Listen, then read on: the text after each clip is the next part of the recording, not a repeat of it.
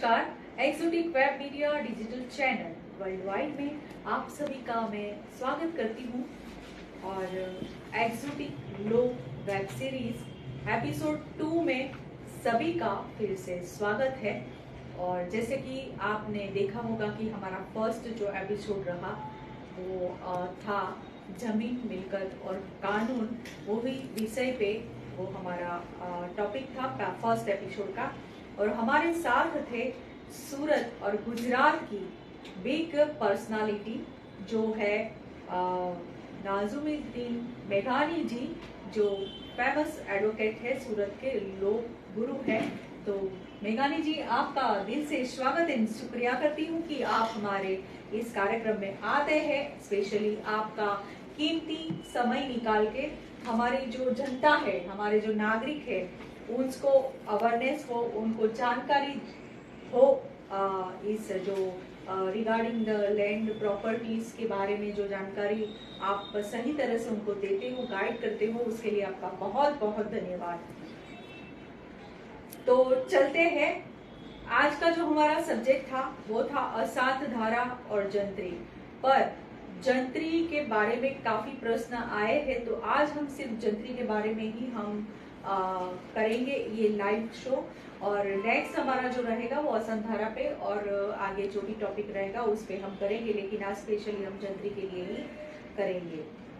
जिनको भी प्रश्न लो रिलेटेड, मतलब लैंड प्रॉपर्टी के लिए रिलेटेड कोई भी प्रश्न अगर आप पूछना चाहते हैं तो हमें 9227645700 पे आप हमें पूछ सकते हैं, या तो फिर यहाँ पे लाइव जो हमारा कार्यक्रम चल रहा है वहां पे भी आप कमेंट बॉक्स में जाके भी आप लिख सकते हैं आपका प्रश्न। तो जरूर हम यहाँ से आपको समाधान देंगे। हमारे मेघानी जी जो है वो आपको जरूर इसके बारे में जानकारी भी देंगे, आपके प्रश्न के उत्तर भी देंगे। तो सर चलते हैं। हमारा जो शो है आज का जंत्री के बारे में हमें लोगों को जानकारी देनी है, और जिनको भी प्रश्न आए हैं वो हम उनके भी आपको उत्तर देंगे। तो सबसे पहले तो सर जंत्री क्या है और उसका अर्थ क्या है वो हमारे दर्शकों को बताइए। नमस्कार दर्शक मित्रों, ये वेब सीरीज में अब आगे बढ़ते आज का सब्जेक्ट है जंत्री, जिसको लीगल वर्ड में बोलने जाए तो रेडी रेकनर बोलते हैं। कोई भी स्टेट होता है और वो स्टेट की जो इनकम के सोर्सेस है वो अलग अलग होते हैं। उसी में के एक सोर्स है स्टैम्प ड्यूटी के जो दस्तावेज करने में आते हैं, उसी के पे राज्य सरकार, state government stamp duty fix करती है। उसी के मुताबिक जब भी दस्तावेज रजिस्टर करने जाते हैं तो वो उसके रेट के हिसाब से स्टैम्प ड्यूटी भरनी आवश्यक है। जी। अभी हर एक प्रॉपर्टी लैंड खरीदते हैं तो सेल डीड करना कंपलसरी है। Transfer of properties act section 54 में ट्रांसफर कैसे होता है उसका जो प्रोविजन है, तो कोई भी मूवेबल और इमूवेबल प्रॉपर्टी आप परचेज करते हैं जी। तो इमूवेबल प्रॉपर्टी के लिए दस्तावेज रजिस्टर करना कंपलसरी है। अदरवाइज विदाउट रजिस्टर्ड दस्तावेज ऑनरशिप राइट्स ट्रांसफर होते नहीं है। जी। और दस्तावेज रजिस्टर करने के लिए स्टैम्प ड्यूटी भरना जरूरी होता है। जी। और ये स्टैम्प ड्यूटी दस्तावेज पे प्रॉपर्टी की जो वैल्यू है, कीमत है, उसके पे गिनी जाती है। जी। अपनी जो एक मानसिकता है कि कम टैक्स भरना, टैक्स में कैसे बचत करना, तो लोग जो मिलकत खरीदते हैं तो उसकी वैल्यू कम बताते हैं और बाकी का जो व्यवहार है वो उपलब्ध से यानी कैश में करते अनअकाउंटेड मनी देके। तो गवर्नमेंट को एक बहुत बड़ी मशीनरी यूज करनी पड़ती थी बिफोर 82 के जो दस्तावेज आए रजिस्टर हुए उसको valuation deputy secretary deputy collector के पास भेजिए, वो वैल्यू नक्की करे, फिर नोटिस निकाले ये कम है ज़्यादा है। जी। इसका सरलीकरण करने के लिए, उसको इजीली वे निकालने के लिए गवर्नमेंट ने पूरे गुजरात में और पूरे इंडिया में अभी तो ये लागू पड़ गया है कि एक प्रत्येक प्रॉपर्टी की वैल्यू फिक्स कर दी है। जी। और वो वैल्यू के वो दस्तावेज के लिए आखिरी गिनी जाती है कि वैल्यू के हिसाब से अगर दस्तावेज आप करेंगे तो ही वो दस्तावेज रजिस्टर्ड करेगा, अदरवाइज सब रजिस्टर वो दस्तावेज लेने से इनकार करेंगे कि आप रजिस्टर के आप जंत्री के हिसाब से स्टैम्प ड्यूटी भरो। जी। तो लोगों को एक इजी वे मिल जावे, प्रॉपर्टी की कीमत एक फिक्स हो जावे, गवर्नमेंट अप्रूव आपको एक प्रॉपर्टी की कीमत मिल जावे, उसके लिए गवर्नमेंट ने ये जंत्री यानी रेडी रेकनर पूरी हर एक प्रॉपर्टी का तैयार करके पब्लिक में डिक्लेयर कर दिया है। जी। तो कोई भी आदमी पब्लिक में से एनी कैन देख सकता है उनकी वेबसाइट पे जाके कि ये प्रॉपर्टी की क्या वैल्यू है, तो उसी के मुताबिक वो दस्तावेज करते हैं। जी। तो पहले जो एक बहुत बड़ी समस्या थी कि प्रॉपर्टी की कीमत क्या गिननी चाहिए और कौन सी कीमत पर स्टैम्प ड्यूटी भरनी चाहिए, वो दूर करने के लिए गवर्नमेंट ने ये रास्ता निकाला है कि हर एक प्रॉपर्टी की कीमत अगर गवर्नमेंट फिक्स कर देती है जी। तो पब्लिक को भी कोई असुविधा नहीं रहती, उसी के हिसाब से दस्तावेज करना बिल्कुल इजी हो जाता है। तो ये जंत्री का रेडी रेकनर का पर्पस है और इसी के हिसाब से आज 98 से ये जंत्री के हिसाब से दस्तावेज रजिस्टर होते आए हैं और वो सरलता से चल रहा है अभी। जी। मतलब पहले जो दिक्कतें हो रही थी दस्तावेज बनाने वैल्यू में, नक्की वैल्यू करने नक्की में। करने में, तो अभी वो दिक्कतें नहीं हो रही। मतलब अपनी प्रॉपर्टी की वैल्यू फिक्स हो जाती है, ऐसा कह सकते हैं। हाँ, गवर्नमेंट वैल्यू फिक्स हो जाती है। Government value. जी जी। तो बहुत ही अच्छी जानकारी आपने दी मेघानी जी कि जंत्री क्या है और आज का हमारा जो विषय है जंत्री का अर्थ क्या है, जंत्री को कैसे मूल्य किया जाता है, वो सब हमने आज बताया। आपने बहुत अच्छी जानकारी दी। आगे चलते अभी हैं। यानी में दूसरा भी एक क्या है कि this is one part of the जी जंत्री। जी। सेकंड पार्ट क्या होता है कि जब भी अगर इनकम टैक्स में दस्तावेज जाता है जी। तो इनकम टैक्स डिपार्टमेंट को भी उसकी वैल्यू निकालनी पड़ती है, because capital gain tax income tax गिनती करने के लिए। जी तो पहले एक वैल्यू होती है दस्तावेज करने के लिए, वापस इनकम टैक्स में होती है। जी जी। अगर ये जंत्री डिक्लेयर हो गई तो अभी इनकम टैक्स पे भी तो वो जंत्री के हिसाब से वो वैल्यू आखिर गिनी जाती है। तो जंत्री के हिसाब से income tax capital gain tax उन लोग गिनते हैं। ओ जी जी। तो वो भी एक अच्छा इजी वे हो गया। इजी वे हो गया। जी। थर्ड जंत्री का एक उद्देश्य वो भी रह गया कि गवर्नमेंट जब लैंड एक्वायर करती है, संपादन करती है कोई पब्लिक पर्पस के लिए, जी। तो प्राइवेट लैंड संपादन करती है लैंड एक्विजिशन, तो उनको कॉम्पेंसेशन देना पड़ता है, वर्तर देना पड़ता है। जी। तो उसी टाइम भी वो जो प्रॉपर्टी संपादन करते हैं, एक्वायर करते हैं, एक्विजिशन करते हैं, जी। तो वो एक्विजिशन में भी उनको कॉम्पेंसेशन देना है, वर्तर देना है, तो कौन सी कीमत से देवे? तो कॉम्पेंसेशन देने में भी गवर्नमेंट वैल्यू ये मिल जाती है, तो वहाँ भी बिल्कुल ट्रांसपेरेंसी रहती है कि हर एक को एज पर गवर्नमेंट वैल्यू सबको जी। अपने उनका जो है जी। कॉम्पेंसेशन मिल जाता है। जी जी जी जी। वैसे इससे गवर्नमेंट किसी को जगह देती है जी जी। तो पैसे वसूल करती है, उसकी कीमत वसूल करती है। जी। तो वो कौन सी कीमत नक्की करना वो भी पहले बहुत मुश्किल था कि कौन सी जी, कीमत बिल्कुल, नक्की बिल्कुल करे। सही बात है। जी। तो अभी वो भी एकदम सरल हो गया है कि भाई कीमत अभी ये गवर्नमेंट ये लैंड ग्रांट करती है तो कौन सी कीमत उनके पास वसूल करेगी। तो जी। गवर्नमेंट कीमत फिक्स हो गई, तो वो ग्रांट करने के वक्त भी उसकी रिकवरी करने का भी इजी हो गया। जी जी जी। और थर्ड चीज ये भी है कि कई बार दूसरे कानून है, जैसे टेनेंसी एक्ट, गणोद्धारा, जी लैंड रेवेन्यू कोड, कि जिसमें नई शरत की जमान बोले जाते हैं, न्यू जी टेन्योर लैंड, जी जी जी। तो उसमें प्रीमियम नक्की करने का होता है। तो प्रीमियम में भी कीमत नक्की करनी पड़ती है लैंड प्रॉपर्टी की। तो उसी टाइम में भी बहुत ही दिक्कत रहती थी कि भाई कौन सी कीमत नक्की करें। तो आज प्रीमियम वसूल करने भी बहुत इजी हो गया कि भाई गवर्नमेंट वैल्यू है, उसी के मुताबिक आपको प्रीमियम भरना है। राइट। तो एक पर्पस नहीं, लेकिन मल्टीपर्पज ये जंत्री जी। यूज में आती है। मतलब जंत्री आने से बहुत सारे बहुत बेनिफिट्स सारे, हुए हाँ, हैं। बहुत सारे ऐसा बेनिफिट बोल हुए, सकते बहुत हैं। सारी जी। प्रक्रिया इजी हो गई है इजी हो गई है।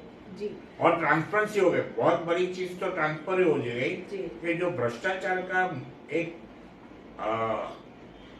सोर्स था, वो जी, सोर्स वो निकल पूरा गया। खत्म हो गया। इसके जी। डिस्कस तो नहीं थी, कि भाई कौन इसका, हाँ, वैल्यू कौन नक्की करेंगे, वैल्यू कौन नक्की करता, तो वैल्यू जी। नक्की करने में आगे पीछे होता तो उसमें भ्रष्टाचार की शक्यता रहती थी। जी, जी। ये कीमत फिक्स हो गई, तो अभी कोई कीमत के लिए कोई को डिस्क्रिशनरी पावर नहीं है कि इसकी कीमत कम है ज्यादा है। ज्यादा है। तो ये भ्रष्टाचार का एक जो सोर्स था, वो गवर्नमेंट ने तो उससे पूरी तरह सब से खत्म तो कर दिया, बट कई सारे लोगों को तकलीफ भी हुई होगी, ऐसा भी हो बोल सकते हैं ना।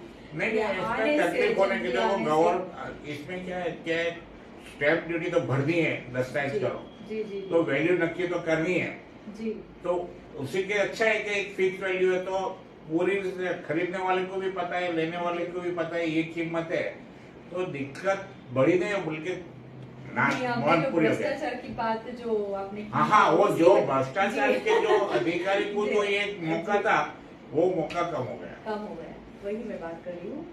तो जंत्री के बारे में आपने बहुत ही अच्छी जानकारी दी, हमारे दर्शकों को भी अच्छी जानकारी मिली होगी। अगर आपको भी अच्छा लगा हो ये हमारा कार्यक्रम, तो जरूर हमें फीडबैक भी दीजिएगा। और इस कार्यक्रम आगे हमारा चलता रहेगा। आपको कोई प्रश्न पूछना है, आपको जमीन मिलकत या किसी भी रिलेटेड, प्रॉपर्टी रिलेटेड, तो आप जरूर हमें पूछ सकते हैं। यहाँ पे भी पूछ सकते हैं, फेसबुक लाइव पे भी, और व्हाट्सएप नंबर 9227645700 पर भी पूछ सकते हैं। आगे चलते हैं, भावेश भाई बारडोली से, उन्होंने पूछा है कि जंत्री वैल्यू से कम वैल्यू का दस्तावेज करते हैं, करके जंत्री मुजब स्टैम्प भरते हैं, तो क्या होता है? मतलब कम वैल्यू से दस्तावेज करते हैं, कम वैल्यू से दस्तावेज करते हैं, स्टैम्प ड्यूटी जंत्री के हिसाब से पूरी भरते हैं जी। गवर्नमेंट की जो इसका उद्देश्य है, वो स्टैम्प ड्यूटी रिकवरी करने का है। जी। अगर एक जंत्री के मुताबिक कोई प्रॉपर्टी की वैल्यू फिक्स की है गवर्नमेंट में, और उसी मुताबिक कोई स्टैम्प भर के दस्तावेज करता है, तो उससे कम कीमत दिखाई होती है अंदर अवेज की, कंसिडरेशन की, तो गवर्नमेंट को उसको कोई ऑब्जेक्शन नहीं है। आप कीमत कोई भी दिखाओ, लेकिन स्टैम्प ड्यूटी इससे भर दो। तो एज ओवरऑल ऐसा देखने जाए तो स्टैम्प ड्यूटी भर जाती है, वैल्यू कम बताए, दस्तावेज रजिस्टर हो जाता है। लेकिन इसमें दिक्कत वो आती है कि इनकम टैक्स वाले वो मान्य रखते नहीं है।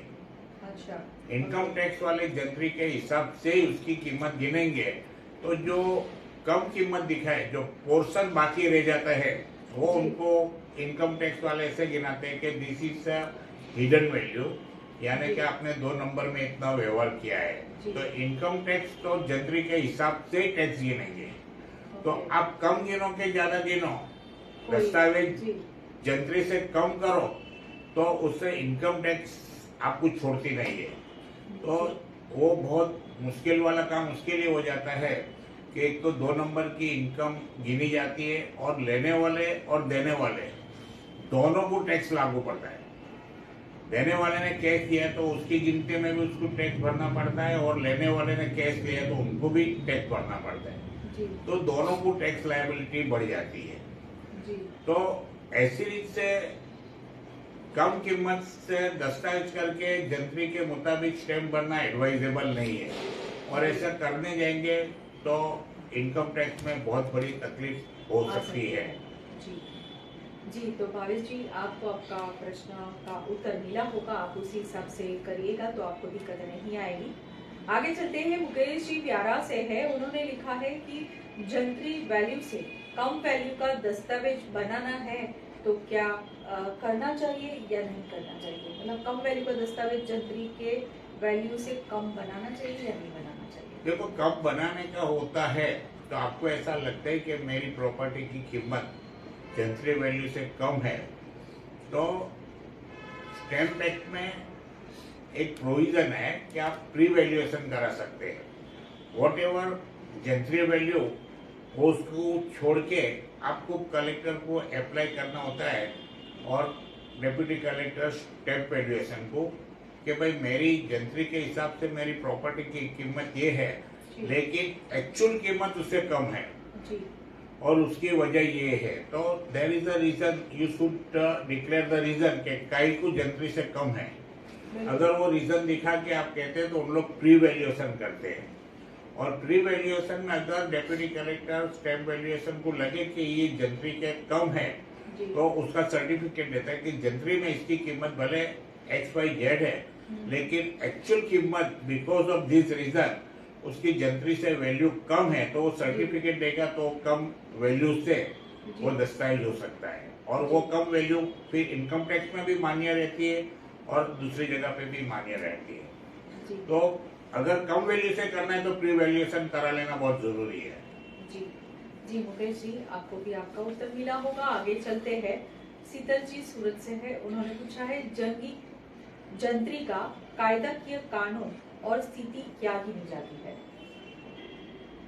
देखो, जंत्री ऐसा कोई लीगल प्रोविजन नहीं है। Jantri is not a law, jantri is a administrative एक गाइडलाइन है और प्रिजम्पशन वैल्यू है कि भाई ये जिसको अंदाजित वैल्यू बोले जाता है कि भाई ये अप्रोक्सीमेट वैल्यू है। अगर कोई ये मान्य नहीं है तो वो वैल्यू से कम भी दस्तावेज कर सकता है, वैल्यू से ज़्यादा भी कर सकता है। वैल्यू से कम करना होता है तो उसको प्री वैल्यूएशन करा लेना पड़ता है, तभी वो मान्य रहता है। और ज़्यादा कोई भी करना चाहते हैं तो कितना भी ज़्यादा कर सकते हैं, गवर्नमेंट को उस पर कोई प्रॉब्लम नहीं है कि जंत्री से ज़्यादा कीमत का क्यों दस्तावेज किया, लेकिन स्टैम्प ड्यूटी आपको ज़्यादा भरना पड़ता है। तो जंत्री की जो कानूनन स्थिति है वो एक गाइडलाइन है, not a law. It is not compulsory. ऐसा कोई कंपल्सन नहीं है कि कंपल्सरी नहीं है कि जंत्री के मुताबिक ही आपको वो दस्तावेज करना है। उससे कम भी कर सकते हैं, उससे ज्यादा भी कर सकते हैं। जंत्री एक अंदाजित वैल्यू है और वो गाइडलाइन है, और उस गाइडलाइन के हिसाब से अगर चलते हैं तो वहीवट इजी होता है, भ्रष्टाचार कम होता है उसी के। लेकिन कानूनन उसकी परिस्थिति वो कानून नहीं है। जी जी, आगे चलते हैं। सर, हमने बता ही दिया है, जंत्री के बारे में काफी जानकारी दे ही दी है, बट मंजुला जी अहमदाबाद से, उन्होंने पूछा है कि स्टैम्प ड्यूटी और जंत्री एक ही है क्या? नहीं, jantri is a value, jantri is a value और stamp duty is a tax. Jantri property की वैल्यू है और स्टैम्प ड्यूटी उसी के ऊपर लगता हुआ टैक्स है। 100 रुपए की स्टैम्प ड्यूटी वैल्यू होती है तो आज की तारीख से 4.90% उसकी वैल्यू उसका स्टैम्प भरना पड़ता है।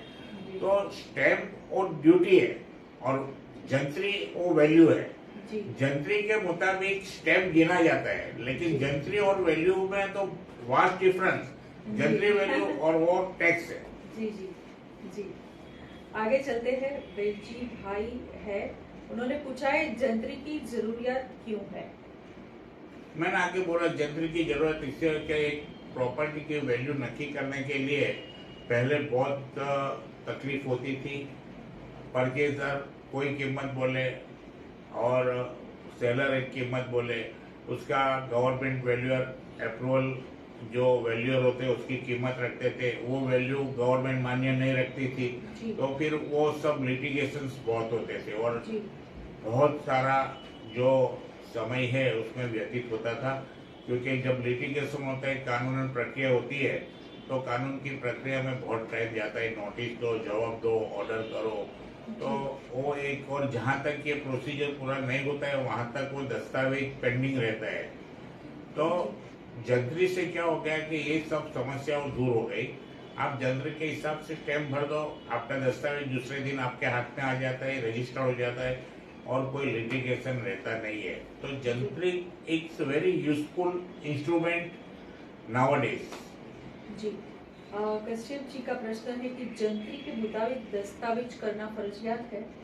फर्जियत नहीं है। जैसे दस्तावेज आप जंत्री के कम भी कर सकते हैं, ज्यादा भी कर सकते हैं। कम करना हो तो प्री वैल्यूएशन कराना पड़ता है, और ज्यादा करना हो तो जो वैल्यू आप ज्यादा रखते हैं उसके मुताबिक accordingly value of the property जो आपने डिसाइड करी उसी के हिसाब से स्टैम्प ड्यूटी लगेगी। तो आपको जंत्री से ज्यादा अगर कीमत दिखाई है तो आपने जो ज्यादा कीमत दिखाई है वो ज्यादा कीमत के मुताबिक आपको स्टैम्प ड्यूटी भरनी है। जी जी जी आगे चलते हैं। राकेश जी है, उन्होंने पूछा है कि जंत्री की वैल्यू से ज्यादा वैल्यू का दस्तावेज करे तो क्या होता है? देखो, एग्जैक्ट वैल्यू अगर आप देखें, मार्केट वैल्यू अगर जंत्री से ज्यादा होती है तो इट्स एडवाइजेबल कि आप मार्केट वैल्यू के हिसाब से आप दस्तावेज करेंगे तो आपको फ्यूचर में उसके एडवांटेज होता है। अगर समझो कि आज आपने एक प्रॉपर्टी खरीदी है, उसकी वैल्यू मार्केट वैल्यू अगर जंत्री से ज्यादा है तो आपको स्टैम्प बचाने के लिए वो जंत्री के हिसाब से दस्तावेज करने के बदले मार्केट वैल्यू के हिसाब से दस्तावेज करेंगे तो अगर आपको थोड़ी स्टैम्प ड्यूटी ज्यादा लगेगी, लेकिन लोन पर्पज से आपको क्या है, दस्तावेज की वैल्यू पे लोन मिलेगी जी। तो आपको ऑटोमेटिक लोन का रेशियो बढ़ जाएगा जी। आपकी वर्थ बढ़ जाएगी जी। सेकंड थिंग, जब आप बेचेंगे तो उस टाइम जो कीमत आएगी आपकी और जंत्री की कीमत जो है, अगर उसमें डिफरेंस रहेगा तो आपको income tax, capital gain tax ज्यादा भरना पड़ेगा। तो बेहतर है कि वही कीमत से आप करें कि ज्यादा कीमत है तो ज्यादा कीमत से करने से ये भी आपको एक फ्यूचर का बेनिफिट रहता है। जी। अगर बिल्डर है तो बिल्डर को अगर एक जमीन लेके अगर उसके पे कंस्ट्रक्ट करता है, जब बेचते हैं तो जमीन की वैल्यू भी उनमें गिनी जाती है। अभी उस टाइम जमीन की वैल्यू ज्यादा गिनेंगे तो उनको भी इनकम टैक्स का प्रॉब्लम होगा। तो जो एक्चुअल कीमत अगर जहां से नजदीक करे तो उसको ये सब फ्यूचर एडवांटेज टैक्सेशन का है वो बहुत सरलीकरण रह जाता है, और उसके लिए ये बहुत एडवाइजेबल है, सलाह है कि भाई जहां तक बने वहां तक जितना भी मैक्सिमम आप ज्यादा मार्केट वैल्यू से दस्तावेज करें तो अच्छी बात है। टैक्स, आपकी वर्थ, लोन, सिक्योरिटी, फ्यूचर सब उसमें अच्छा रहता है। अगर आप समझो कि आपका दस्तावेज ज्यादा है और फॉर्चुनेटली और अनफॉर्चुनेटली समझो कि वो जमीन गवर्नमेंट एक्वायर करती है और आपने कीमत आपकी जमीन की कम दिखा है तो आपका पैसा कम मिलेगा, ज्यादा मिले बताइए तो ज्यादा मिलेगा। तो ज्यादा कीमत दिखाने से एक बार शायद आपको स्टैम्प ड्यूटी ज्यादा भरनी पड़ती है, लेकिन उसके अदर एडवांटेज बहुत है। जी बहुत ही अच्छी बात है। आगे चलते हैं।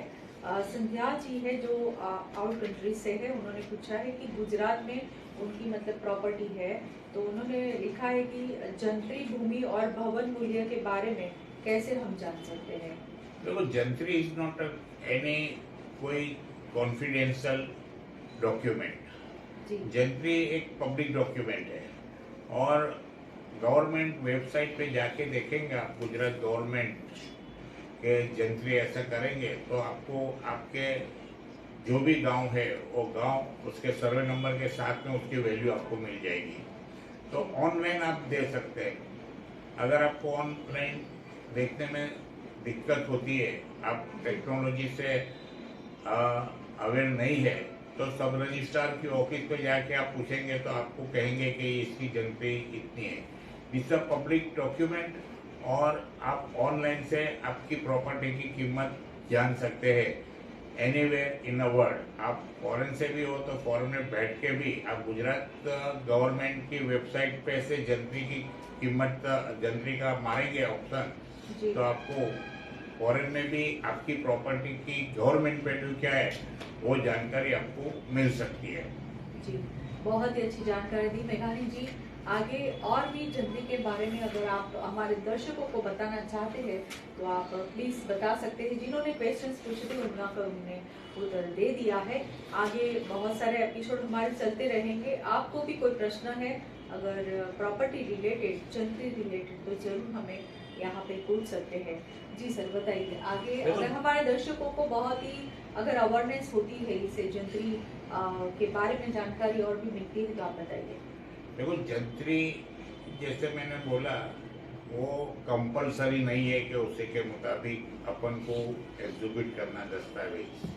जी और हाई कोर्ट में इसके बारे में बहुत सारे केस चले, वहाँ भी यही हाई कोर्ट के डिसीजन आए कि jantri is a guideline not a law. और वो एक परिपत्र है। परिपत्र कानून का स्थान नहीं ले सकता है।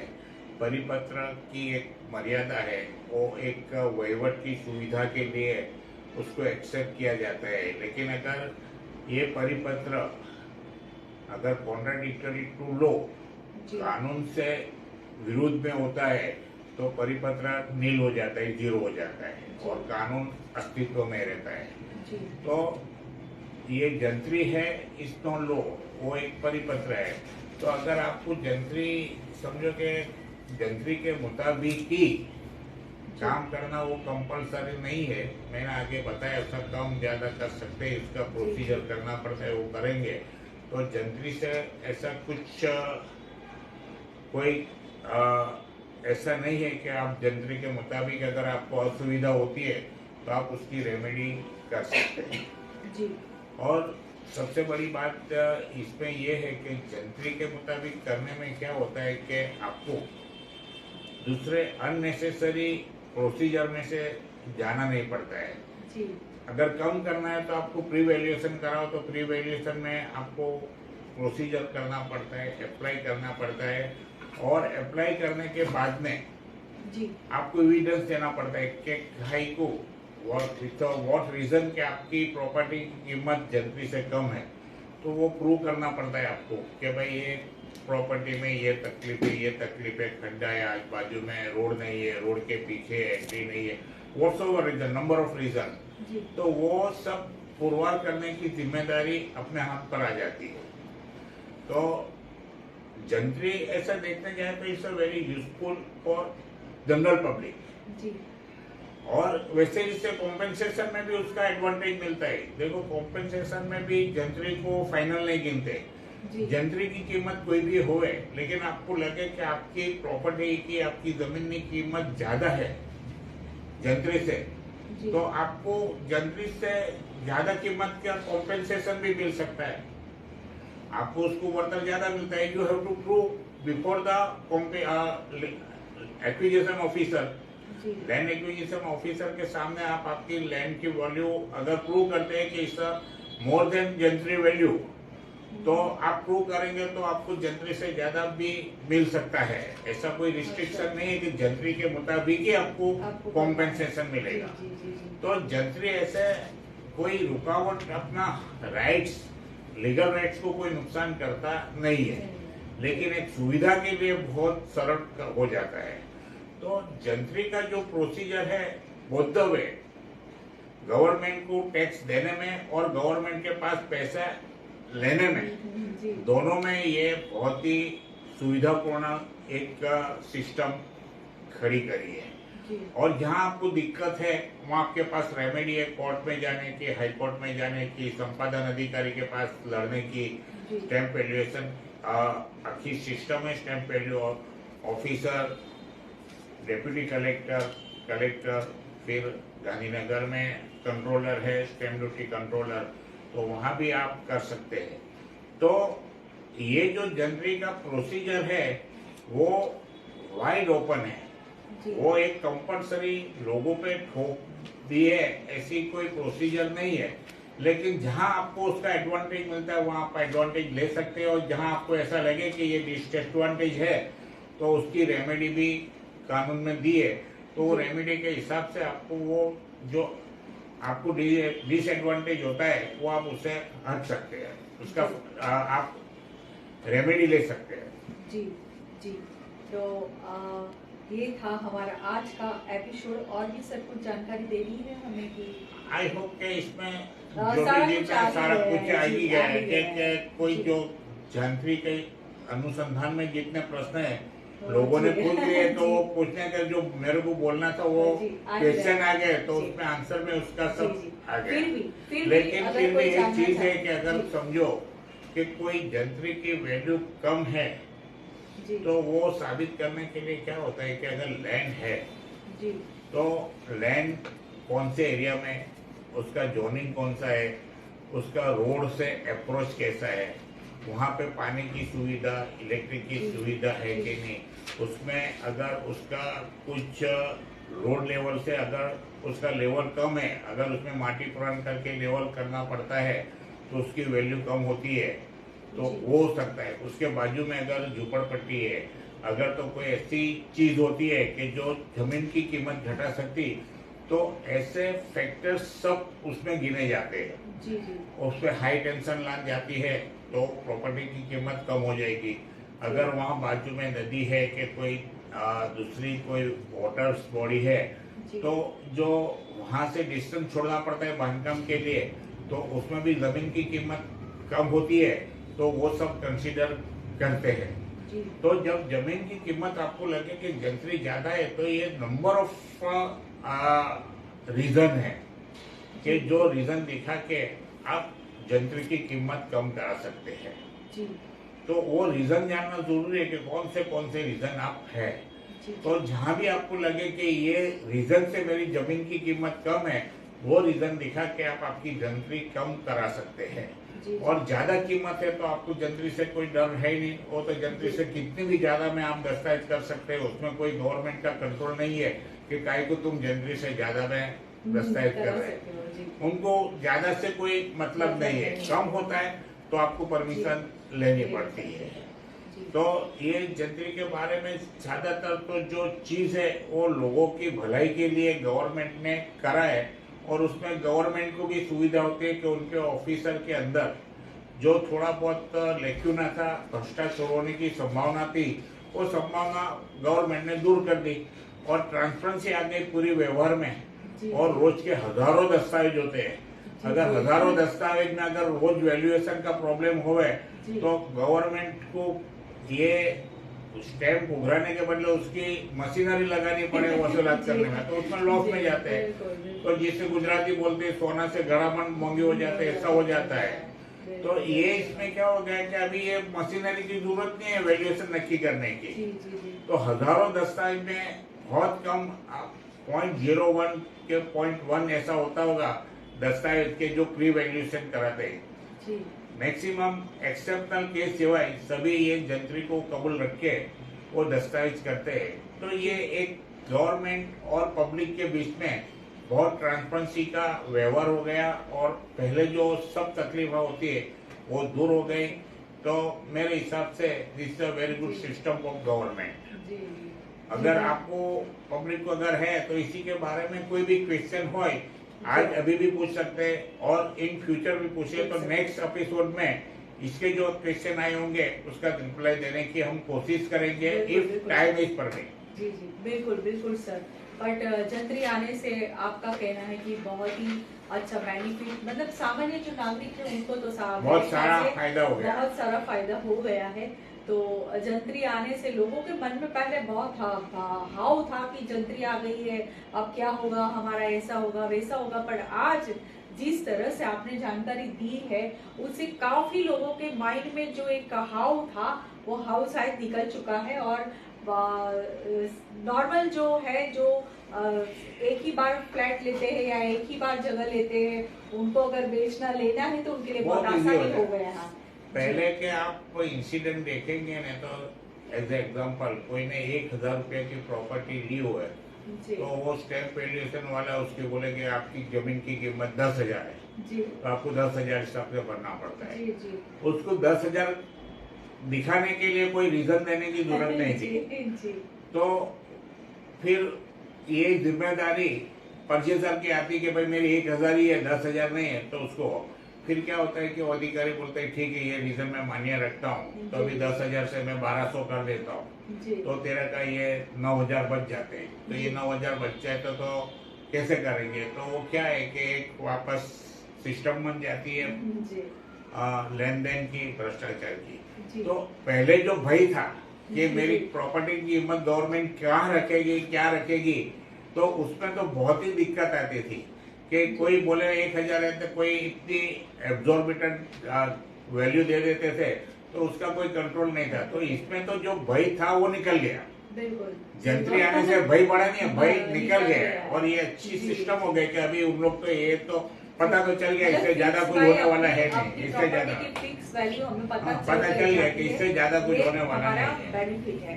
तो बहुत ही अच्छी जानकारी दी सर आपने, और आपने कीमती समय हमारे लिए निकाला, हमारे दर्शकों के लिए निकाला, उसके लिए बहुत बहुत शुक्रिया एंड बहुत बहुत धन्यवाद। नेक्स्ट एपिसोड हमारा ऐसे ही चलता रहेगा, लो वेब सीरीज के अंतर्गत एपिसोड 3 होगा नेक्स्ट सैटरडे को।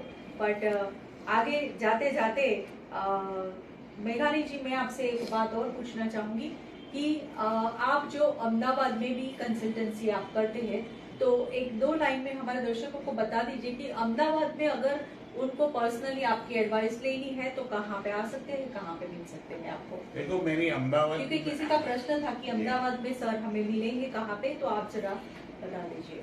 अहमदाबाद में मेरे ऑफिस है और सूरत में ऑफिस है।